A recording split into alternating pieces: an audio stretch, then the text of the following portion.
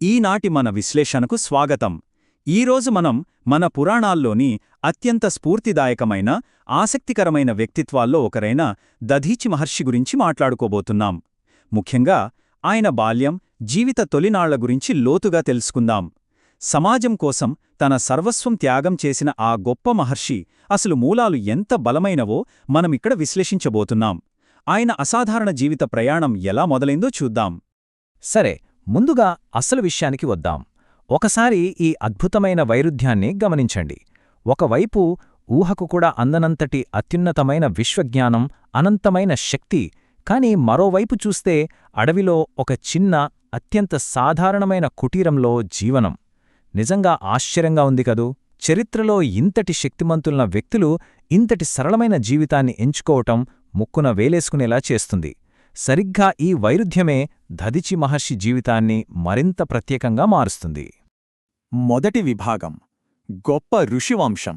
ఆయన విశిష్టమైన చరిత్రను, ఆ లోతైన ఆధ్యాత్మిక మూలాలను అర్థం చేసుకోవాలంటే దధీచి మహర్షి అకస్మాత్తుగా ఎక్కడ్నుండో పుట్టుకురాలేదని ముందుగా మనం గుర్తించాలి. ఇది కేవలం ఒక వ్యక్తి కథ కాదు సుమా. ఎన్నో తరాలుగా వస్తున్న ఒక గొప్ప ఋషి వంశం యొక్క ఘనమైన వారసత్వమిది. ఆయన పుట్టుకతోనే ఒక గొప్ప వంశంలో జన్మించారు. ఆ కుటుంబం ముందునుంచే ప్రగాఢమైన జ్ఞానానికి, అంకితభావంతో కూడిన ఆధ్యాత్మిక సాధనకు పెట్టింది పేరు. ఆ విధంగా ఒక అద్భుతమైన, అత్యంత బలమైన పునాది ఆయనకు బాల్యం నుండే లభించింది. ఈ అద్భుతమైన జ్ఞాన వాతావరణం ఆయన భవిష్యత్తును ఎంతగానో ప్రభావితం చేసిందని చెప్పడంలో ఎలాంటి సందేహం లేదు. రెండవ విభాగం: బాల్యంలోనే అపారమైన జ్ఞానం. ఇప్పుడు ఇక్కడ నిజంగా అత్యంత ఆసక్తికరమైన విషయం ఏమిటంటే ఆయన ప్రావీణ్యం సాధించిన రంగాలు. అవేంటో తెలుసా? వేదాలు, యోగం, తపస్సు మరియు ధ్యానం. ఆ బలమైన పునాదితో ఆయన ఎంత వేగంగా ఎదిగారో వింటే ఖచ్చితంగా ఆశ్చర్యపోతాం. మిగతా పిల్లలు ఆడుకునే వయసులో ఈ 4 అత్యంత కష్టమైన రంగాలలో ఆయన పూర్తిస్థాయి నిష్ణాతుడయ్యారు. ఒక్కొక్క దానిలో పట్టు సాధించడానికే ఎందరికో ఒక జీవితకాలం పడుతుంది కదా. కాని అంత చిన్న వయసులో ఇంతటి ఏకాగ్రత, క్రమశిక్షణతో ఇవన్నీ సాధించడం ఆయన అసమానమైన మేధస్సుకు నిలువెత్తు అద్దం పడుతుంది. ఒకసారి ఈ 2 విషయాలను బేరీజు వేసి చూద్దాం.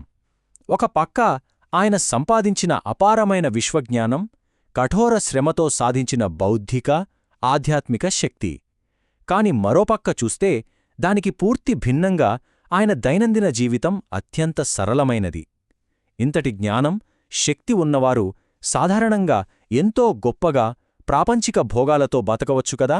కాని ఆయన ఎలాంటి ఆడంబరాలు లేకుండా జీవితాన్ని చాలా సాధారణంగా ఉంచుకున్నారు. ఈ 2 అంశాల మధ్య ఉన్న ఆ స్పష్టమైన వ్యత్యాసం మనకు ఎన్నో గొప్ప జీవిత పాఠాలను నేర్పుతుంది.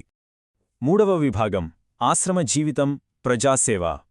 ఇప్పుడు ఆయన అంతర్గత సాధన నుండి బాహ్య ప్రపంచంపై చూపిన అద్భుతమైన ప్రభావం వైపు మన దృష్టిని మరల్చుదాం.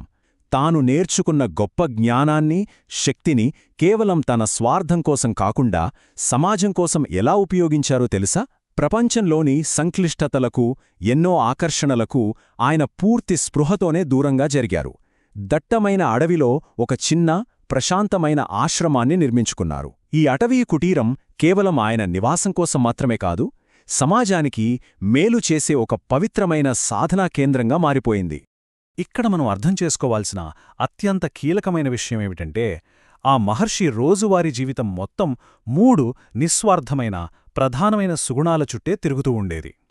తన వద్దకు వచ్చే శిష్యులకు ఉన్నతమైన విద్యను బోధించడం, తన ఆధ్యాత్మిక శక్తిని పెంచుకోవడానికి నిరంతరం తపస్సు చేయడం, అలాగే కష్టాల్లో ఉన్న ప్రజలకు సహాయం చేయడం. తనకంటూ ఏదీ కోరుకోకుండా ఇతరుల కోసం జీవించడమే పరమావధిగా ఆ దినచర్య అత్యంత అందంగా, ఆదర్శవంతంగా మలచబడింది. ఇది ఇంకొక విషయాన్ని అద్భుతంగా వివరిస్తుంది. బాల్యంలో నేర్చుకున్న ప్రగాఢమైన జ్ఞానం కాలక్రమంలో ఇతరులను ఉన్నత స్థాయికి తీసుకువెళ్లే ఒక నిర్మాణాత్మకమైన, ఆచరణాత్మక జీవితంగా ఎలా వికసించిందో ఇక్కడ మనం స్పష్టంగా చూడవచ్చు. ఇదొక దానచక్రం లాంటిది అనుకోండి. మొదటి అడుగు తాను నేర్చుకున్నది ఇతరులకు విద్యాబోధన ద్వారా పంచిపెట్టడం. రెండవ అడుగు ఆ శక్తిని కోల్పోకుండా నిరంతర తపస్సుతో ఆధ్యాత్మిక సాధన కొనసాగించడం. మూడవడుగు ఆ సాధన ద్వారా పొందిన శక్తితో నిస్వార్థంగా ప్రజాసేవ చేయడం. ఈ 3 అంశాలు ఒకదానితో ఒకటి ఎంత అద్భుతంగా పెనవేసుకుని ఉన్నాయో కదా. ఈ అద్భుతమైన ప్రయాణం చివరకు ఒక లోతైన ప్రశ్నను మన ముందు ఉంచుతుంది. నిజమైన జ్ఞానం, ప్రావీణ్యం ఎల్లప్పుడూ ఇలాంటి నిస్వార్థమైన, అత్యంత సరళమైన సేవాజీవితానికే దారితీస్తాయా? ప్రాచీన కాలం నాటి ఆ కఠినమైన క్రమశిక్షణ, గొప్ప జ్ఞానం నేటికీ చెరగని ప్రజాసేవా ఫలాలను ఎలా అందించిందో మనం ఈ విశ్లేషణ ద్వారా చూశాం. బహుశా నిజమైన ఎదుగుదల అంటే అన్నీ సాధించిన తర్వాత అత్యంత సామాన్యుడిగా మారి సమాజానికి ఉపయోగపడటమేనేమో. ఆలోచించండి.